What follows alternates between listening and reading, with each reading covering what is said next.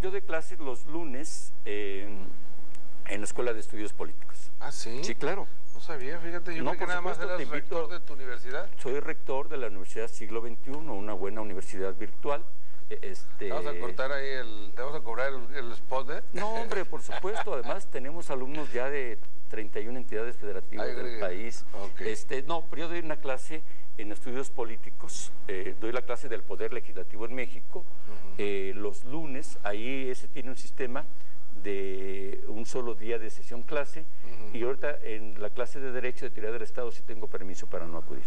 Bien, dice Alejandro Álvarez, saludo a mí y al licenciado Ibarra, estoy totalmente de acuerdo con él, el presidente nunca debió haber sacado al ejército de donde estaba, lo único que está haciendo Calderón es llevarnos a una guerra civil, y creo que debería de tomar las cámaras y promover la destitución de Calderón, por la vía institucional, ya que está violando los preceptos básicos de la Constitución. Pues ya la tomaron un día, ¿no?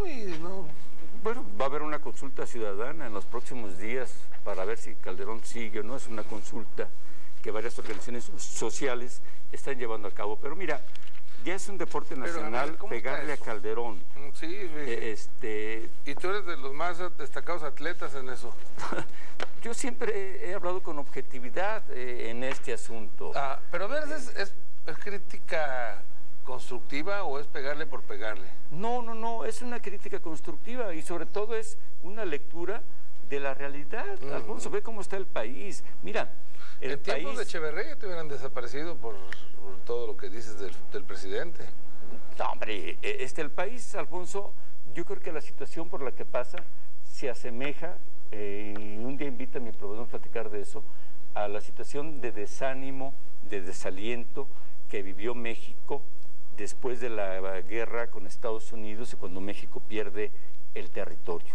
Fue una situación de desmoralizamiento, de frustración, y ahorita, Alfonso, en su proporción, en su contexto, hay mucho de ello. La gente no tiene fe en los políticos, no digamos, en los partidos tampoco, pero vamos, ni siquiera en las instituciones. O sea, la gente no se siente representada, ni se siente salvaguardada, Alfonso.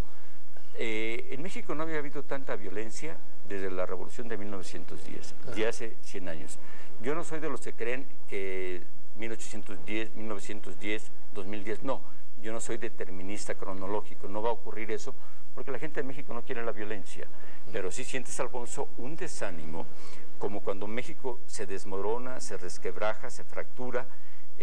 México pierde la mitad del territorio con Estados Unidos, los partidos liberales conservadores se difuminan en sus reyertas internas, y en una desesperación los conservadores traen a Santana para que ejerza lo que sería su presidencia número 11.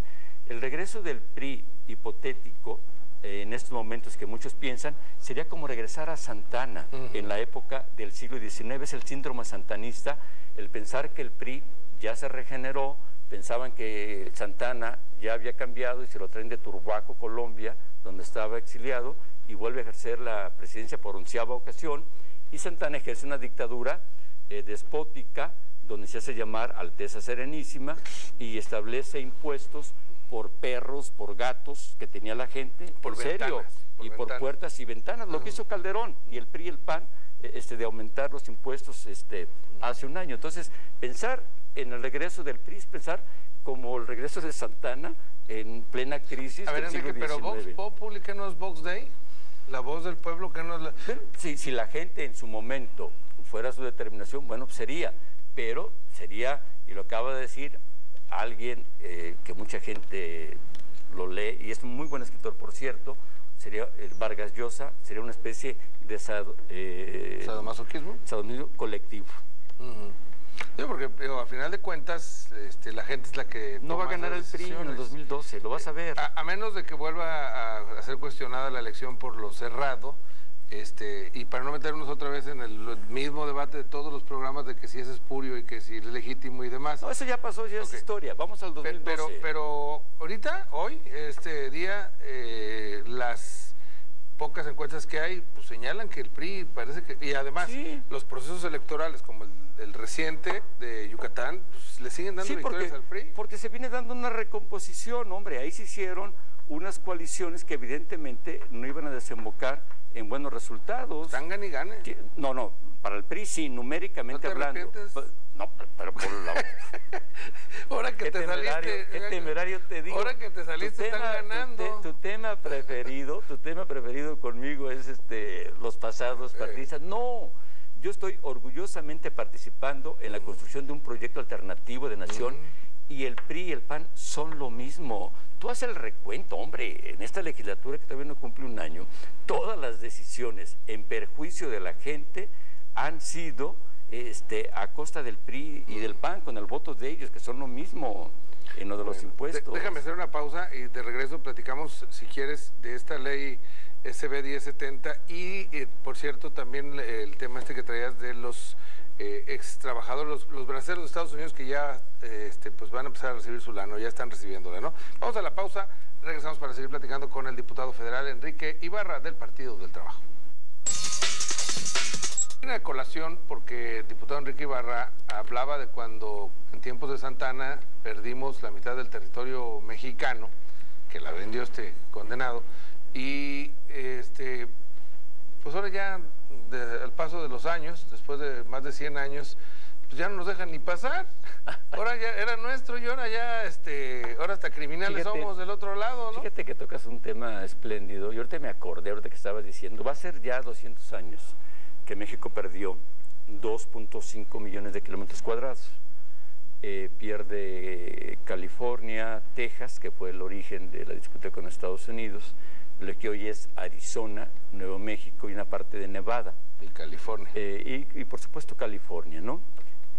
Y hay un discurso espléndido de un liberal que se llamó Ignacio Ramírez, de los más radicales de izquierda, podríamos decir de esa época, y da un discurso y dice, bueno, estamos desanimados, anímicamente tenemos frustración, pero yo me permito vaticinarles a ustedes que dentro de unos 200 años, por la vía del lenguaje, del idioma y la transculturización, vamos a recuperar esos terrenos, así como ahora los perdimos. Dice, dentro de 200 años, a través del idioma, a través de la migración, a través de la transculturización, fíjate qué visión de Ignacio Ramírez. Y efectivamente se pierde, y ahora las relaciones son muy complicadas. Acaba de darse el episodio. ¿En dónde está ese texto? Ese texto está, tenerlo. Sí, como no, yo con mucho gusto te lo hago llegar. Es la biografía, la autobiografía de Ignacio Ramírez, un hombre liberal, radical. Eso es interesante. Y finalmente sí somos un... Y de una visión extraordinaria, y un hombre que muere siendo ministro de la Suprema Corte de Justicia y no tenía ni para sus funerales. Ahora ganan más de 600,000 pesos al mes. Y va Porfirio Díaz y Ignacio L. Vallarta. Cuando muere Ramírez, Ignacio L. Vallarta era el presidente de la Corte y Porfirio Díaz era el presidente, y se asombran cuando llegan a su modesta vivienda porque no tenían para los funerales. Claro, decretan unos funerales de Estado para darle cierto decoro, ¿no? Pero su frase es formidable.